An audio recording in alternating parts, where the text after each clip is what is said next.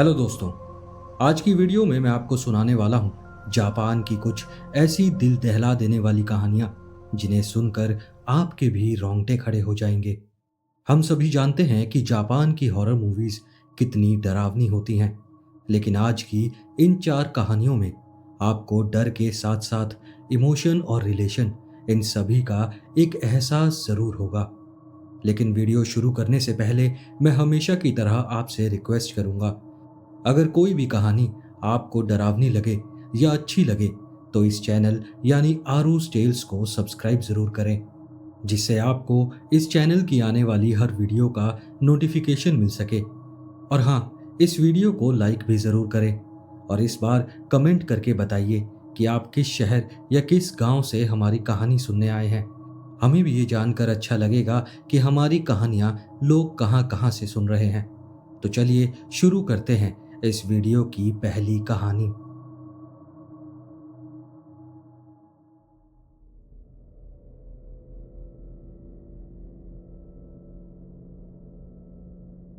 मैंने कभी नहीं सोचा था कि मेरा नर्स बनने का सपना मेरे जीवन की सबसे डरावनी यादों में बदल जाएगा।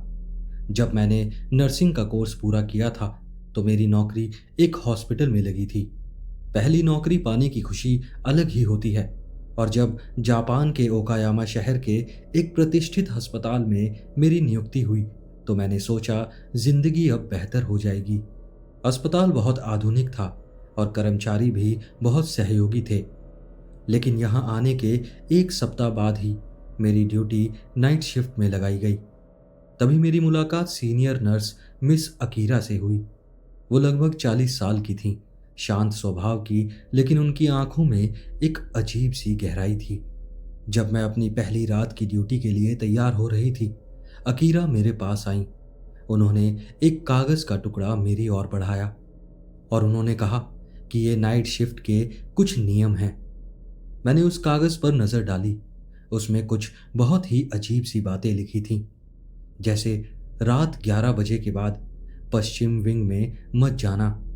अगर पूर्वी विंग के गलियारे में कोई मरीज दिखे तो उनकी ओर ध्यान मत देना। अगर लिफ्ट का दरवाजा बिना बुलाए खुल जाए तो अंदर मत जाना, उसे खुद बंद होने देना। अगर कहीं से चीखने की आवाज आए तो उस आवाज का पीछा मत करना।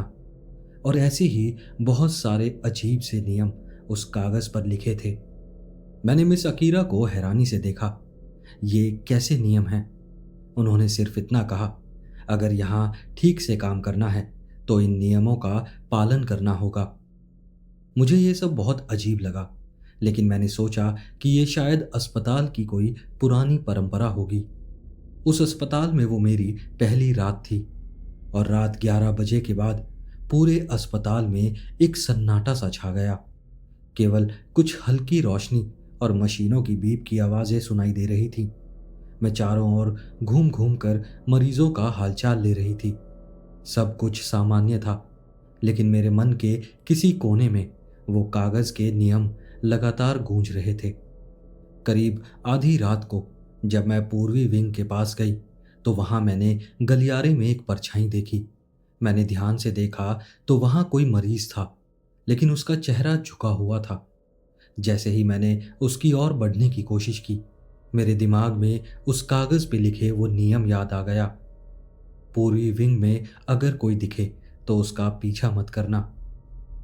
लेकिन पता नहीं क्यों मैं वहां से हिल नहीं पाई। मैं वहां खड़े खड़े उस मरीज को देखती रही, और वो मरीज उस गलियारे के अंधेरे में धीरे धीरे मेरे सामने ही गायब हो गया। उसे देखकर मेरे रोंगटे खड़े हो गए। अगले कुछ दिनों में अजीब घटनाएं बढ़ने लगीं। एक रात जब मैं पश्चिमी विंग के पास गई तो वहां का माहौल मुझे बहुत ठंडा लगा, और मुझे बार बार ऐसा लग रहा था जैसे कोई मेरी ओर देख रहा हो। तभी अचानक मुझे एक हल्की सी आवाज सुनाई दी। किसी ने मेरा नाम पुकारा था, और वो आवाज इतनी धीमी थी कि मुझे लगा शायद ये मेरा वहम है। लेकिन तभी मेरे सामने की लिफ्ट का दरवाजा अपने आप खुल गया। लिफ्ट के अंदर घुप अंधेरा था। मैं वहां से जल्दी से पीछे की तरफ हटी, और वो लिफ्ट का दरवाजा मेरे सामने अपने आप बंद हो गया। लिफ्ट के दरवाजे का अपने आप खुलना और बंद होना मुझे भीतर तक हिला गया। मैंने खुद को ये सोचकर शांत करने की कोशिश की कि ये महज एक मशीन की गड़बड़ी थी, लेकिन मन के किसी कोने में एक डर घर कर गया था। उस रात मैं बार बार अकीरा के दिए नियमों को याद कर रही थी। मेरी रात की ड्यूटी अभी कुछ दिन और थी और मुझे नहीं पता था कि आगे क्या होने वाला है। अगली रात करीब 2 बजे मैं दवाइयों का स्टॉक चेक करने फार्मेसी रूम में गई। वहां का माहौल बहुत शांत था। मैं नोटबुक में कुछ लिख रही थी कि तभी मुझे लगा कि मेरे पीछे कोई खड़ा है। मैंने डरते हुए पीछे देखा, लेकिन वहां कोई भी नहीं था। तभी मैंने सुना जैसे कोई धीमे कदमों से चल रहा हो। वो आवाज फार्मेसी के बाहर के गलियारे से आ रही थी। मैंने डरते हुए झांक कर देखा तो दूर एक आदमी नजर आया। उसने भी सफेद मरीजों वाला गाउन पहना हुआ था, लेकिन उसकी चाल बहुत अजीब थी। वो धीरे धीरे झूलता हुआ चल रहा था। मैंने खुद को याद दिलाया, उनकी तरफ ध्यान मत दो। वो आदमी धीरे धीरे गलियारे के अंधेरे में गायब हो गया। मैं कुछ देर तक वहीं खड़ी हुई कांपती रही, फिर जैसे तैसे खुद को संभाला और वापस काम में लग गई। अगले दिन मैंने अकीरा से बात की। मुझे कुछ भी समझ नहीं आ रहा कि मैं यहाँ काम कैसे कर पाऊंगी। ये जगह सामान्य नहीं है। अकीरा ने गहरी सांस ली और मुझसे कहा, यहाँ हर कोई इन्हीं घटनाओं का सामना करता है। यह अस्पताल वर्षों पुराना है। यहाँ कई हादसे हुए हैं और कई आत्माएं अभी भी यहाँ भटक रही हैं। मैंने अकीरा को घूरते हुए देखा कि आप लोग ये सब अनदेखा कैसे कर सकते हैं। अकीरा ने बड़ी ठंडी आवाज में कहा, अगर तुम चाहो तो नौकरी छोड़ सकती हो, लेकिन अगर ये नौकरी करनी है तो इन नियमों का पालन करना होगा। उस रात मैंने ठान लिया था कि मैं किसी भी हालत में नियम नहीं तोड़ूंगी, लेकिन डर और जिज्ञासा इंसान को गलतियां करने पर मजबूर कर देती हैं। रात के करीब 3 बजे मुझे पश्चिमी विंग से किसी के चीखने की आवाज सुनाई दी। वो आवाज इतनी दर्द भरी थी कि मैं खुद को रोक नहीं पाई और उस दिशा में बढ़ने लगी। पश्चिमी विंग में घुसते ही मैंने देखा गलियारे में एक महिला जमीन पर बैठी हुई थी। उसके बाल बिखरे हुए थे और वो रो रही थी। मैंने उससे पूछा कि आप यहाँ क्या कर रही हैं? आपकी तबीयत तो ठीक है ना? जवाब में उसने धीरे से सर उठाया और फिर जो मैंने देखा वो मैं कभी नहीं भूल सकती। उसके चेहरे पर कोई नाक या मुंह नहीं था, सिर्फ आंखों की जगह पर 2 गहरे काले गड्ढे थे। उसे देखकर मेरा गला सूख गया। मैं चीखना चाहती थी, लेकिन मेरी आवाज नहीं निकली। और तभी वो महिला झपट कर मेरी ओर बढ़ी। मैंने अपनी पूरी ताकत लगाकर वहां से भागने की कोशिश की। उस घटना के बाद मैं ठीक से सो नहीं पाई। मेरे मन में सिर्फ यही ख्याल रहता था कि मुझे ये नौकरी छोड़ देनी चाहिए। ये मेरी सहन शक्ति की आखिरी सीमा थी। मैंने भागकर अपनी चीजें उठाईं और उस अस्पताल को छोड़ दिया। आज मैं एक दूसरे अस्पताल में नर्सिंग जॉब में ही हूँ, लेकिन अब मैं एक सीनियर पद पर आ गई हूँ। लेकिन उस अस्पताल की यादें आज भी मेरे दिमाग में घूमती रहती हैं। अगर आप कभी जापान के ओकायामा के उस अस्पताल में जाएं, तो ये तय कर लें कि आपको नियमों का पालन करना ही होगा।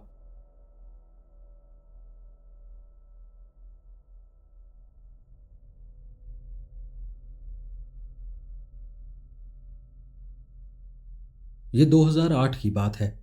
मैं और मेरे दोस्त क्योटो यूनिवर्सिटी में पढ़ते थे। हम 4 लोग थे।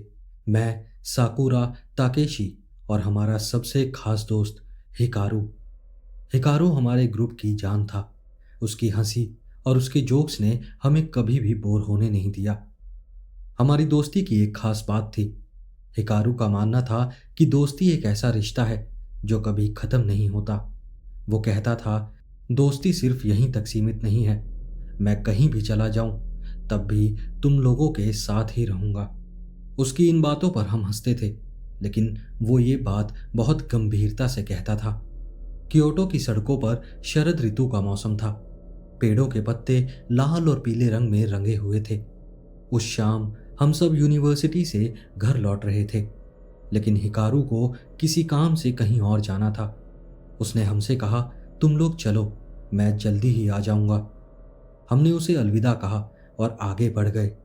लेकिन अगली सुबह हमें जो खबर मिली, उसने हमारी पूरी दुनिया हिला दी। हिकारू का एक्सीडेंट हो गया था। उसकी बाइक एक ट्रक से टकरा गई थी और उसकी वहीं मौके पर ही मौत हो गई थी। हमें यकीन ही नहीं हुआ। हम अस्पताल भागे, लेकिन उसकी बॉडी पहले ही पोस्टमार्टम के लिए भेज दी गई थी। हिकारू के बिना हमारा ग्रुप अधूरा हो गया था। उसका खालीपन हर पल हमें महसूस होता था। साकुरा अक्सर कहती थी, हिकारू का जाना ऐसा लगता है जैसे हमारी जिंदगी का सबसे खास हिस्सा चला गया हो।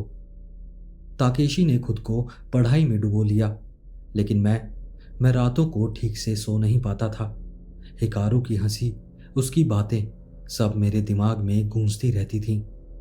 हिकारू की मौत के कुछ दिन बाद मैं अपने कमरे में अकेला बैठा था। रात के करीब 2 बजे होंगे। तभी खिड़की के बाहर से किसी के हंसने की आवाज आई। वो आवाज बिल्कुल हिकारू की हंसी जैसी थी।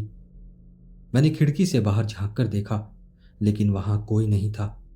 मैंने सोचा कि शायद ये मेरा वहम होगा, लेकिन कुछ पल बाद मेरा लैपटॉप अपने आप ऑन हो गया। जब मैंने लैपटॉप को जाकर देखा तो स्क्रीन पर एक बहुत पुरानी तस्वीर दिखी, जिसमें हम चारों दोस्त एक साथ खड़े थे। वो तस्वीर देखकर मैं सन्न रह गया। अगले दिन मैं यूनिवर्सिटी गया, लेकिन वहां देखा कि साकुरा बहुत डरी हुई थी। उसने बताया कि रात में जब वो पढ़ाई कर रही थी तो उसके टेबल पर रखा लैंप अचानक से बंद हो गया और फिर उसने महसूस किया कि कोई उसके पीछे खड़ा है। उसने मुड़कर देखा और वहां पर हिकारू था। जब साकुरा ये सब बता रही थी, उसकी आंखों में आंसू थे। उसने आगे बताया कि हिकारू कुछ और नहीं बोला, बस उसे देखता रहा और हल्का सा मुस्कुराया, जैसे वो कहना चाहता हो कि सब कुछ ठीक है। ताकेशी हमारे ग्रुप में सबसे ज्यादा प्रैक्टिकल सोचने वाला था। उसने कभी भूत प्रेत की बातों पर यकीन ही नहीं किया, लेकिन जब उसने अपना अनुभव बताया तो हम सब चौंक गए। उसने कहा कि वो कल लाइब्रेरी गया था और वहां जाकर उसने एक बुक खोली और उस बुक पर उसे एक लाइन दिखी, मुझे याद करते रहना। ताकेशी का ध्यान उस लाइन पर इसलिए गया था क्योंकि किसी ने उन्हीं शब्दों को हाइलाइटर से हाइलाइट कर रखा था। लेकिन हमने सोचा कि यह महज हमारी भावनाओं का खेल है, लेकिन हर घटना इतनी वास्तविक लग रही थी कि इसे नकारना बहुत मुश्किल था। अब ये सब चीजें रोज का हिस्सा बन चुकी थीं। हिकारू किसी न किसी रूप में हम सबके पास आता था, कभी हंसते हुए तो कभी चुपचाप हमें खड़ा होकर देखता था। मैंने महसूस किया कि ये सब हमें डराने के लिए नहीं हो रहा था। ये हिकारू का तरीका था, ये जताने का कि वो आज भी हमारे साथ है। लेकिन एक रात मैंने सपने में हिकारू को देखा। वो एक बड़े पेड़ के नीचे खड़ा था, जहां हम अक्सर घूमने जाते थे। उसने मुझे बुलाया और कहा, सुनो, मैं हमेशा तुम लोगों के साथ रहना चाहता हूं, लेकिन अब मुझे जाना होगा। मैंने उससे पूछा कि जाना होगा, कहाँ जाना होगा? उसने कहा, मैं तुम सबको अलविदा कहने के लिए रुका था, लेकिन अब मुझे शांति चाहिए। उस रात के बाद से हिकारू हमारे सपनों और ख्यालों में नहीं आया, लेकिन उसकी यादें, उसकी बातें हमेशा हमारे साथ हैं। मैं आज भी सोचता हूँ, शायद वो कहीं और भी हमारी तरह किसी को हंसाने और खुश रखने के लिए मौजूद है। हिकारू ने हमें सिखाया कि दोस्ती एक ऐसा रिश्ता है जो मौत के बाद भी खत्म नहीं होता। वो हमारे दिलों में हमेशा जिंदा रहेगा। दोस्ती का रिश्ता अमर होता है और हिकारू, तुम हमेशा हमारे साथ रहोगे।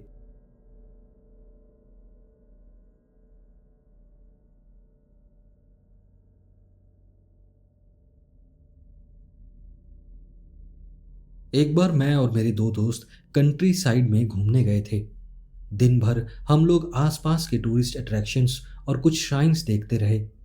पहले तो हमारा प्लान था कि हम लोग शाम तक वापस घर चले जाएंगे, लेकिन वहाँ घूमते घूमते हमें काफ़ी देर हो गई। तो हम लोगों ने डिसाइड किया कि आज रात वहीं कहीं एक सस्ता सा होटल लेकर बस रात काट लेते हैं। हम लोगों को एक पुराना मोटेल दिखा। हमने पता किया तो वो काफ़ी सस्ता था। हम लोगों ने जाकर रूम देखा, लेकिन रूम काफ़ी छोटा था और वहाँ बस एक बेड ही पड़ा था। हालांकि वो एक किंग साइज बेड था, पर हम 3 लोग थे। हमने मोटेल के ऑनर से कहा कि हमें कोई दूसरा कमरा दिखाएं जिसमें कम से कम 2 बेड हों, लेकिन ऑनर ने कहा कि रूम्स तो हैं, बट अभी आपको इसी रूम में रुकना पड़ेगा। बाकी रूम्स किसी न किसी वजह से बंद पड़े हैं। किसी का फर्नीचर टूटा है तो किसी में पानी की व्यवस्था नहीं है। हमने उससे कहा कि वो सब ठीक क्यों नहीं कराता। इतने सारे रूम्स हैं फिर भी ऐसे ही खाली पड़े हैं। तो उसने कहा कि अभी उसकी फाइनेंशियल कंडीशन अच्छी नहीं है और वो आने वाले वक्त में ज़रूर ठीक करा लेगा। खैर, हम लोग रूम में आ गए और तीनों ने एक ही बेड पर सोने का डिसाइड किया। हमने अपना सामान रूम में रखा और बाहर डिनर करने के लिए निकल गए। लेकिन जैसे ही हम रूम से बाहर निकले, हमें एक छोटी सी बच्ची के चिल्लाने की आवाज़ आई। मैं बताना भूल गया कि उस होटल के गलियारों में लाइट्स भी बंद थीं। बस रूम्स की लाइट ही जल रही थी। गलियारे से निकलने के लिए मोबाइल की टॉर्च यूज़ करनी पड़ रही थी। हम लोगों को तब ये कोई परेशानी नहीं लगी, क्योंकि हमारा मकसद सिर्फ रात में सोने का और एक सस्ते होटल में रुकने का था। उस बच्ची की आवाज़ सुनते ही हम लोग गलियारे के एक तरफ देखने लगे। आवाज़ वहीं से आ रही थी। हम मोबाइल की टॉर्च की रोशनी में उस तरफ चलने लगे। धीरे धीरे हम गलियारे के अंत तक पहुंच गए, लेकिन हमें वहां कोई बच्ची नहीं दिखी। इनफैक्ट कोई भी नहीं दिखा। हम लोग उस बात को इग्नोर करके डिनर के लिए बाहर चले गए। रात को जब हम लोग वापस आकर सो गए तो करीब 2 बजे के आसपास फिर से उस बच्ची के चिल्लाने की आवाज़ आई। मैं तभी उठकर बैठ गया। वो आवाज़ बहुत ही डरावनी थी। बच्ची की आवाज़ डरावनी तो नहीं हो सकती, पर यहाँ डरावना कहने का मतलब है कि एकदम से रूह कँपा देने वाली एक छोटी सी बच्ची की चीख। वो आवाज़ फिर से आई और इस बार मेरे दोनों दोस्त भी उठ गए। ऐसा लग रहा था कि वो आवाज़ हमारे बगल वाले रूम से आ रही थी। हम तीनों बैठकर सोच ही रहे थे कि तभी हमारे रूम के दरवाजे को किसी ने बहुत जोर से पीटना शुरू कर दिया। हम तीनों एकदम से घबरा गए, लेकिन फिर हमें लगा कि शायद कोई मुसीबत में है और किसी को हेल्प चाहिए। शायद वो बच्ची भी इसीलिए चिल्ला रही है। लेकिन जैसे ही हमने गेट खोल कर देखा, वहां कोई नहीं था। पूरे गलियारे में एकदम सन्नाटा था। और फिर तभी उस सन्नाटे को चीरती हुई बच्ची की चीखने की आवाज़ फिर से आई और वो आवाज़ बगल वाले कमरे से ही आ रही थी। इस बार हमने सोचा कि अब तो जाकर देखा जाए आखिर मामला है क्या। हमने उस रूम के गेट को कई बार बजाया, लेकिन अंदर से कोई जवाब नहीं आया। फिर अचानक उस बच्ची की आवाज़ फिर से आई, लेकिन इस बार थोड़ा दूर से। हमें लगा कि शायद हम गलत रूम में खटखटा रहे हैं और रात के इस वक्त अब सही कमरे को सर्च करना बेवकूफ़ी होगी। तो हम सब लोग सोने चले गए। वो आवाज़ रात में कई बार आई, लेकिन हम उसे इग्नोर करते रहे। सुबह उठकर हम चेकआउट के लिए रिसेप्शन पर गए और वहाँ मोटेल के ऑनर से पूछा कि कोई फैमिली वहाँ रुकी है क्या। ऑनर का जवाब सुनकर हम लोग एक दूसरे को देखने लगे। उसने कहा कि पिछली रात हम लोगों के अलावा उस मोटेल में कोई नहीं रुका था। फिर हमने उससे उस बच्ची के चीखने की आवाज़ के बारे में बताया और ये भी बताया कि कैसे हमें लगा कि वो आवाज़ हमारे बगल वाले कमरे से आ रही थी। लेकिन फिर उसने हमें एक ऐसी बात बताई कि उसे सुनकर हम लोगों के होश उड़ गए। उसने कहा कि वो कमरा पिछले 6 साल से बंद है, क्योंकि उस रूम को लेकर एक केस चल रहा था।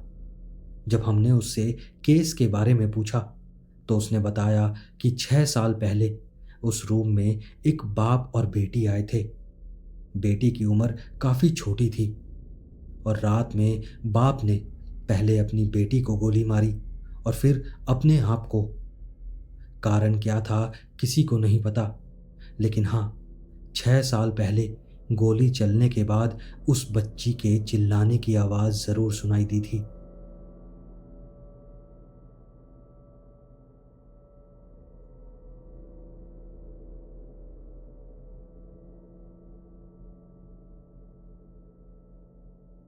मैं एक नर्स हूँ और जब की बात मैं आपको बता रही हूँ, तब मैं हॉस्पिटल में नाइट शिफ्ट में थी। उस दिन कोई बड़ा फेस्टिवल था। रोड्स पर बहुत भीड़ थी और लोग बहुत एंजॉय कर रहे थे। हॉस्पिटल में भी खुशी का माहौल था, लेकिन ये माहौल कुछ देर ही रहा। हमारे पास एक एक्सीडेंटल केस आया। एक बाइक वाले को कार वाले ने टक्कर मार दी थी। कार के ब्रेक्स अचानक से लॉक हो गए थे, जिस वजह से कार ड्राइवर कार को संभाल नहीं पाया और उसने एक बाइक वाले को हिट करते हुए एक दीवार में जा घुसा। दीवार के पास एक बूढ़ा आदमी था जो कार और दीवार के बीच में आ गया था और उसकी मौके पर ही मौत हो गई थी। बाइक वाले को भी बहुत चोटें आई थीं और वो बहुत गंभीर स्थिति में था। ड्राइवर कार छोड़कर भाग गया था। उन दोनों लोगों को हॉस्पिटल लाया गया, जहां एक की तो मौत हो चुकी थी और दूसरे को आईसीयू में ले जाया गया। उस आदमी के परिवार को सूचित किया गया, लेकिन परिवार से कोई नहीं आया। शायद वो आदमी अपनी जिंदगी में अकेला था। त्योहार के दिन किसी के साथ इतना गलत होना और उसके ऊपर उसके साथ कोई भी नहीं था, तो हॉस्पिटल का स्टाफ भी उस आदमी के लिए इमोशनल हो गया था। करीब एक हफ्ते वो आईसीयू में रहा, लेकिन उसकी कंडीशन लगातार बिगड़ती गई। डॉक्टर ने कहा कि अब इमरजेंसी में उसका ऑपरेशन करना होगा, लेकिन दुर्भाग्यवश ऑपरेशन के दौरान उस आदमी की मौत हो गई। हम सभी लोग काफ़ी दुखी थे। हम कलीग्स आपस में उस आदमी को लेकर बहुत बातें करते थे। अब उस आदमी की मौत के कुछ दिन बाद मैं फिर से नाइट ड्यूटी पर थी। मैं अपना रूटीन काम कर रही थी और हर रूम में जाकर पेशेंट्स को चेक कर रही थी, कहीं किसी को कुछ चाहिए तो नहीं। जब मैं एक रूम में घुसी तो वहाँ का पेशेंट आराम से सो रहा था, लेकिन तभी मैंने देखा एक आदमी रूम के कोने में खड़ा था। उसने अपना मुंह दीवार की तरफ कर रखा था। वो आदमी पेशेंट गाउन ही पहने हुए था। मुझे लगा कि ये पेशेंट अपने रूम से भटक कर इस रूम में आ गया होगा, लेकिन वो बहुत ही अजीब तरीके से खड़ा था। ना वो हिल रहा था और ना ही वो इधर उधर देख रहा था। वो बस एक ही जगह घूरे जा रहा था। मैंने उसे आवाज़ लगाई, लेकिन उसने कोई जवाब नहीं दिया। मैंने सोचा कि उसके पास जाकर उसकी मदद करती हूँ, लेकिन जैसे ही मैं आगे की तरफ बढ़ी, मुझे पीछे से किसी के चिल्लाने की आवाज़ आई, रुको! मैं एकदम से ठिठक गई। मैंने पीछे मुड़कर देखा तो वहाँ मेरी कलीग खड़ी थी। उसने मुझसे फिर कहा, आगे मत जाओ और वापस चलो। मैंने उससे कहा कि नहीं, इस पेशेंट को मदद की ज़रूरत है, और ये कहते ही जैसे मैं मुड़ी, मेरे होश उड़ गए। मेरा गला सूख गया और शायद मेरी सांसें भी उस वक्त थम गई थीं। वो आदमी जहाँ खड़ा था, इस बार उसका मुंह दीवार की तरफ नहीं बल्कि मेरी तरफ था। और हाँ, आप सही समझे, वो और कोई नहीं, वही बाइक वाला था जिसकी कुछ दिनों पहले मौत हो गई थी। मेरी कलीग मुझे वहाँ से खींच कर ले गई, लेकिन मैं पूरी तरह से सुन्न हो गई थी। मुझे अपने होशो हवास में आने में कुछ वक्त लगा, लेकिन आज भी उस दृश्य को मैं सोचती हूँ तो मेरे रोंगटे खड़े हो जाते हैं। अभी ये कहानी लिखते वक्त मेरे रोंगटे खड़े हो गए हैं। मैं बस भगवान से यही प्रार्थना करती हूँ कि उस आदमी की आत्मा को शांति मिल जाए